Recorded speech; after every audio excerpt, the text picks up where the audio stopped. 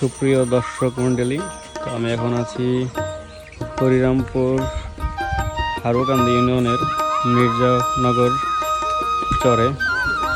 তো এইখানের গ্রামীণ পরিবেশ খুবই সুন্দর, গ্রামীণ আঁকাবাঁকা মেঠো পথ, তো যা শহরের দিকে দেখা যায় না, একবারই গ্রামীণ পরিবেশ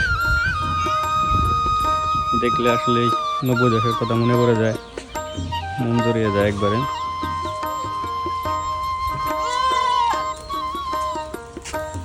গরু পালতেছ নাকি?